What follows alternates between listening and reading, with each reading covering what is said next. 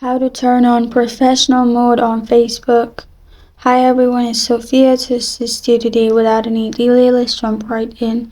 First, open Facebook, log into your account, then click on three lines on top right corner of your screen. You'll find this kind of screen pop up. Simply click on your profile, and then you'll find three dots beside edit profile. Click on three dots, and then you'll find this kind of screen pop up. In here you'll find turn on professional mode. Below search and above share profile, click on it and then click on turn on.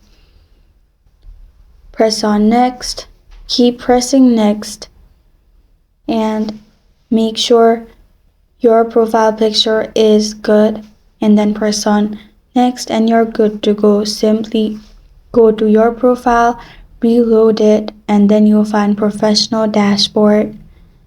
This is how to turn on professional mode on Facebook. Thank you for joining me today. If this video helps you out, please leave a like and subscribe for more. A question or want to suggest a topic, comment below. I am Sophia signing off until next time.